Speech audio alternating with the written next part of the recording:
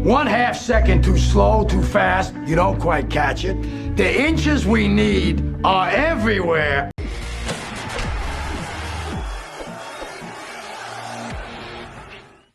All right, Dolphins, play really, really well. I mean, shocked me in how they were able to challenge the Bills. I thought Cooper was going to be in, Benford was going to be in, but that's no reason to say, oh, this is justified because those guys are out. They played hard. They played well. Unfortunately, they fell short, falling to the Bills 30-27. I'm going to cover the Bills in a podcast, focus on them after this. My sponsors, they want me to cover all the teams. I'm not a trader or anything like that. Got to get that out there. But this one's going to be a Dolphins-focused podcast. But first, Bills fans, I thought we had you. Congratulations. And if you want to stick around, you can stick around. I'm going to talk some Bills in here. But it's a shame. Look, I don't believe in Chris Grier. I don't believe in this build. I'll get into it. But if you do believe in them, this kind of opens the door a little bit. At least I can see how it could open the door a little bit. This is not an easy game to evaluate as far as when you take in the whole season in context. You are looking at the division leaders, Bills, who are here every year. And we could have won that game. Some might say we should have won that game. But we didn't win that game. But it was close in their house. And even despite being blown out a couple of weeks ago, it could easily seem like, well, we're 1 year away. Let's just retool and get this thing together. I don't think that's the case. You have to remember that what we've built, this is still a peak year for us. The Bills, remember, people were saying they sucked and they were rebuilding. So, and then when you look at the Bills themselves, the Bills are a good team. And as long as Allen's there and they got some of these top-end players, they're going to be a good team. But you could see how they were handled by the Ravens. They're not a great team. They might develop into a great team. They might end up doing really well on the season. But this is not a great team. And so when you look at the echelon, we are still behind the best teams. Now, fairly, I want Ross to get rid of Hill. I want him to sell big pieces of this thing. I want him to get rid of Grier. I don't know about McDaniel. I want the GM to come in and say, hey, we can keep him or not keep him. But certainly I want to get rid of Grier. But I would say that because of this, because of all the money tied into it, because the optics, how you can kind of push this forward to say, hey, look, we're close. Nothing's going to happen come trade deadline. And I don't know. It's hard for me to even see him moving off Grier. But this was a gritty, excellent battle on the road when I thought they would lose by 14 points. So you got to give the Dolphins plenty of credit. You got to give credit to the Bills because they held off us. Could have easily collapsed with that the slant route to Coleman. And he went right through his hands like this. And then Ramsey made an unbelievable catch. People will say that Mostert fumble, which was terrible, destroyed our momentum. Yeah, maybe a little bit. But, I mean, look what happened to the Bills. They could have easily folded up, too. Both teams had turnovers like that, and both teams got themselves back in the game and played. You can't blame either or. So I want to get into the specifics of this game from the Dolphins' perspective and to show you there is plenty of stuff to be proud about, but there's a lot of things underneath it. You got to say, hey, man, if we're going to continue this build, what about this? What about that? What about this? But again, I can kind of understand. But thankfully, people who don't like Tua, it's hard to find him being the bad guy, except, of course, the flubbed snap, popcorn or potato chips or whatever it was. That's why I didn't like that look for what he said. So I'm going to get in the whole thing. Guys, like, subscribes, comments, and views. All that stuff keeps me in the biz. So please like, subscribe, comment, and hit the thumbs up. And hit the notification bell if you are sub. Please, it helps me stay in the biz. And I love to do this thing. I really do. So you look at the defenses. One of the things I talked about was missed tackles. And I thought both teams were bad at missed tackles, like which one's going to be the bigger. But Bill's ability to make stops and throw us off schedule, it played a solid part for them to get that little bit of edge. But we had a pretty good day on defense considering we were shorthanded. They were shorthanded on offense, a little bit on defense. But I thought Weaver had a pretty good day. But clearly you could see from the back end, including Cam Smith. Remember everybody, Fangio's an old bad guy. Cam Smith, he's holding him back.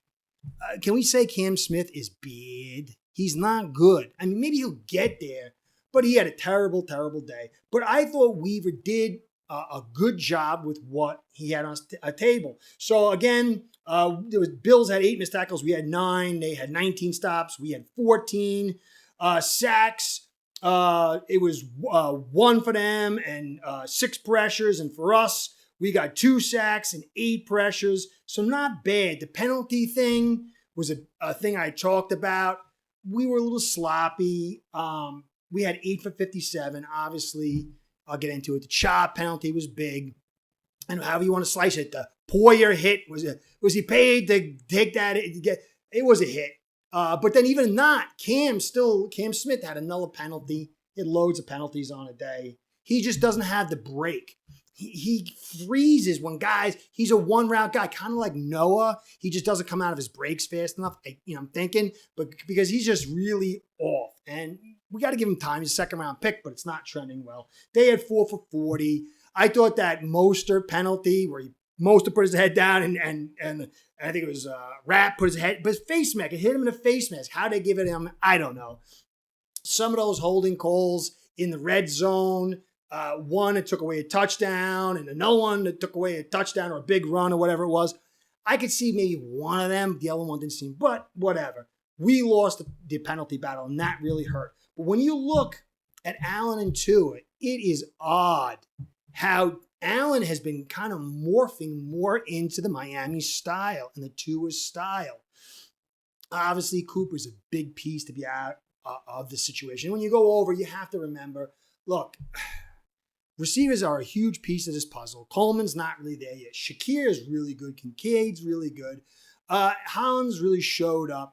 We have Waddle, and you can see how they made those big plays, and Tua delivered some really good balls. There was the one out to Waddle for the first down and the clutch in the end. He hit Hill deep on another one, and there was a couple where he made a move. It was moving in the pocket and delivered one for the touchdown. He did a really good job today. It didn't play out statistically, but when you look at how they're being played, you see some key stuff. So I'll get into Tua. Tua had 82.1 clean percent throws.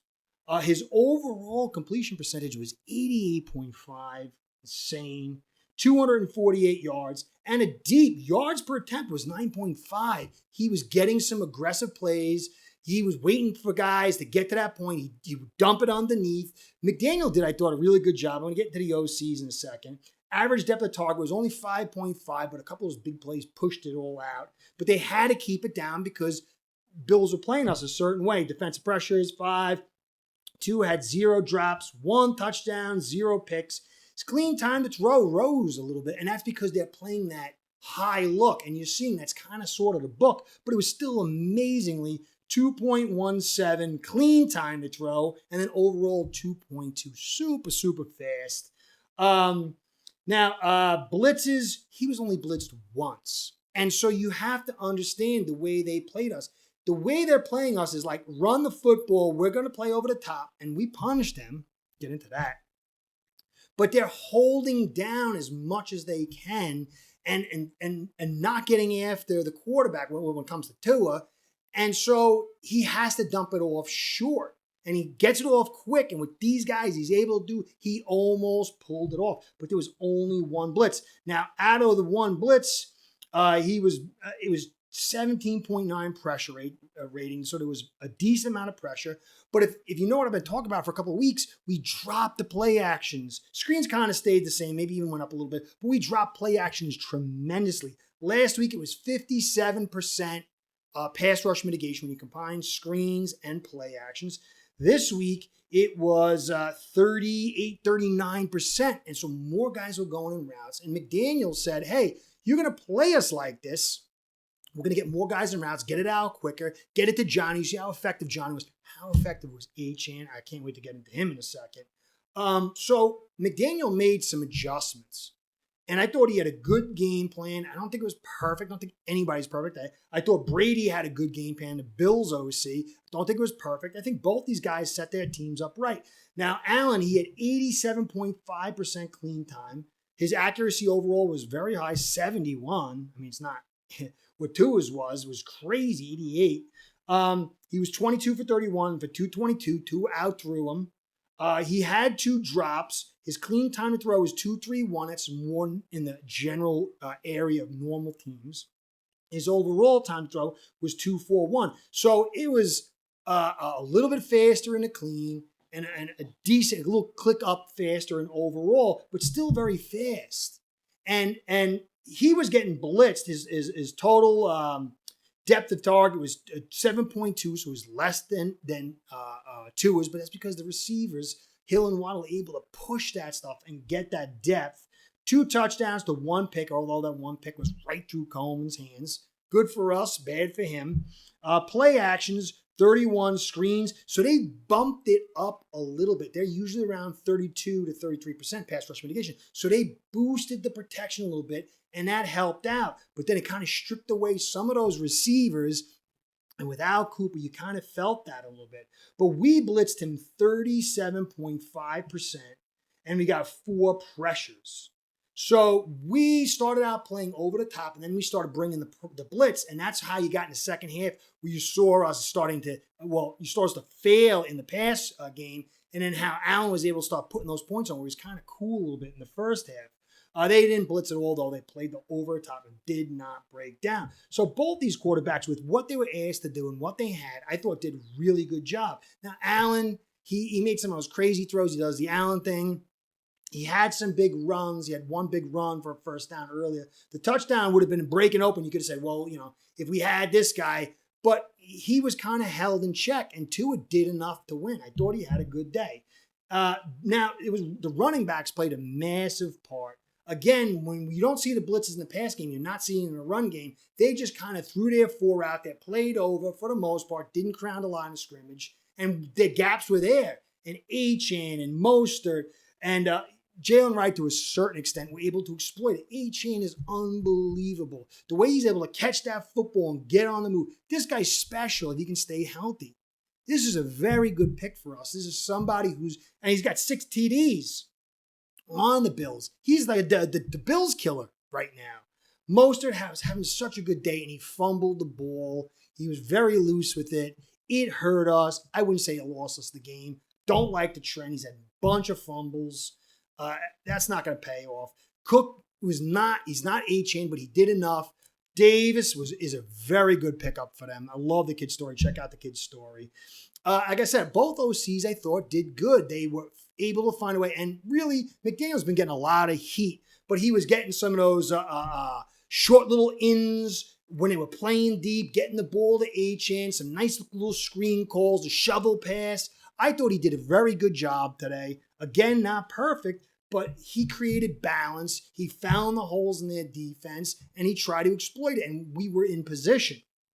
And at least it should have been a tie going into overtime, if not for a failing defense. But I don't blame Weaver again. But go back to Fangio. Everybody was screaming at Fangio for giving up big yards at the end of games, but it's happening 2 years in a row. So maybe it's not Fangio. Maybe it is system failure with some players. So on our defense, a lot of missed tackles.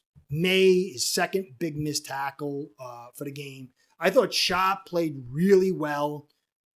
The full offsides hurt tremendously, but he had a very good game. He got a sack. He was getting pressure. He looked pretty darn good. I got to get into the run game part.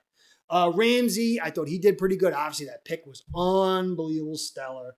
But again, Brooks, I thought he's a leading tackler, and he played really, really well. I got to go through who failed where and what. But the most notable is Cam Smith. He is poor. And I said when we drafted him, the problem was he's not big enough to be a safety because he's so slender, and he doesn't have enough burst to be a corner. So where do you fit him?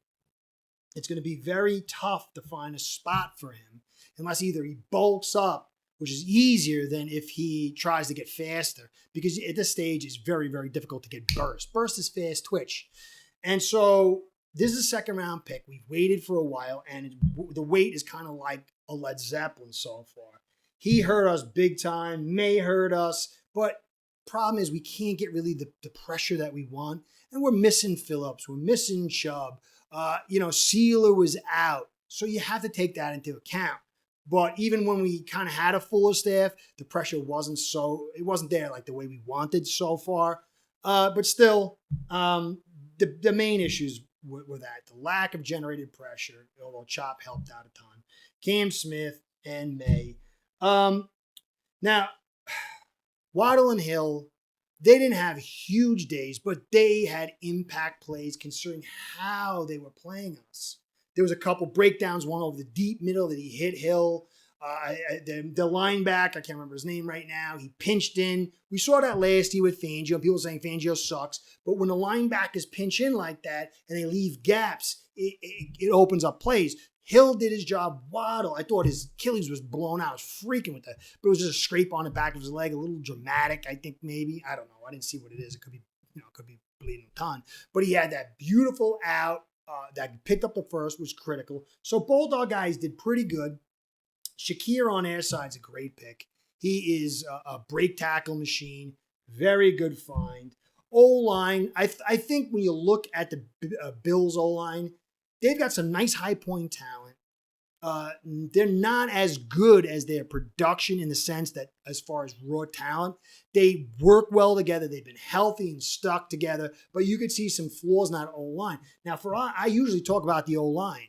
The job that they were asked to do, the way the Bills played them, they played well enough. There were some flaws here or there, but overall, you can't knock the offensive line. But again, it was a very easy assignment considering how fast we threw and how they played us and didn't blitz us. But the same token, they gave us time and Tua time to do his thing. And they did open enough holes. And to their credit, which I don't like to do, but you got to give it, McDaniel dialed down the play actions. And so they weren't getting as much help. I'm very interested to see what the true set pass blocking in this game was. But they weren't a negative on the day in the least. So Tua did his thing. Jonnu had a very good day. Poyer and Chop and some of these penalties, it kind of put the kibosh on our day. But when you pull this whole thing together, do you think this team is good enough with a little, because next year, some of these guys are going to be older and you're going to have to replace a lot of these guys and you're missing money and you really can't move off Toronto post-June. So you're not going to have a lot of money for free agency. Ramsey's going to be a year older. How's Chubb going to look? When's Phillips going to get back? Teron's going to have to be refilled, but you're going to have to refill him with Paul. And is Paul going to be ready? Jono's going to be a year older. Hill's going to be a year older. The good news is Tua, I think, is showing that, hey, look, I can play and I can do some stuff. And if you continue to help me out, like maybe even get this defense better, I can be good enough. I'm not elite. Tua is not elite, but he has elite traits. And you can see, aside from the potato chip fumble, it was a darn good day. Some very, very nice throws. But is this team there? I mean, Easy, Tyndall, Cam Smith. These guys don't look like they're ever going to produce. And those are picks that are out of here. Jackson, are you going to re-sign Eichenberg next year and bring him back? That would be crazy. If not, you got to replace the guard spot. Is Jones going to be back? If not, you're going to have to replace that spot. Jackson, is he worth what he's worth? And when is Paul going to be ready? And then what are you going to do about this? OBJ, you spent all this money on him, and what is he doing? He had one catch. And then on defense, it's the same thing. So I don't see this team and its build because you're going to have to build fortify this interior DI spot and a D-line spot. How long is Campbell going to play? He's going to play next year. You're going to have to fortify the O-line spot, build depth, and bring all these guys in, and then hope to hit it because soon Hill's going to be too old, and Ramsey's going to be too old. And Fuller, he's good, but he had a couple of poor plays. Holland, is he going to be back? Is he good enough to bring back? And if he's not, then that's another pick that wasn't a good pick. So there's a lot of stuff that says Greer isn't the guy. I think McDaniel showed way more than I thought. And if you want to do the race of Tua, blaming Tua, McDaniel or Greer, I think Greer has got to be at the highest point now. I think McDaniel did a lot for himself this game. I think Tua showed a lot for himself this game. But the build itself, I think, was a problem. I think overall, I'm very, very proud of this team. It would have been easy for them to totally crash and burn, but they didn't. And so you got to be proud. They're not really quitting. They're not quitting on this staff as of now. We've got to monitor for the rest of the season. And maybe they'll quit next week. Maybe they won't. The whole season, they play hard. Maybe they quit. You've got to wait and see. It does make it a little difficult for Ross to want to go and tear this thing down. I think if we got blown out, kind of like what I thought would happen, then it would have been easier. So let's see how it plays out. We're 2-6. We got one game less than the Jets. And I think that's a big litmus test. If the Jets are able to get to the postseason, we don't, or they're able to be in second place in this division and we're in third, I think that's a very bad sign. But we'll see. Let's keep evaluating. If the fan in you should be happy, the evaluator likely should say we still need to rebuild. And if not, let's get a new GM because Greer is primarily responsible. So that's it, guys. I'll get into more stuff during the week. Bills fans, I'll get you some stuff soon. I'm going to record after this thing and do that whole thing. So that's it. Here we are, 2-6. I think next week's game is going to be a tough one, but it's winnable if we play like this. We'll see. Curtis saying, be well, go Fins. Curtis out. Start building your own online sportsbook today by getting signed up with aceperhead.com service that'll allow you to book action on sports from all around the world.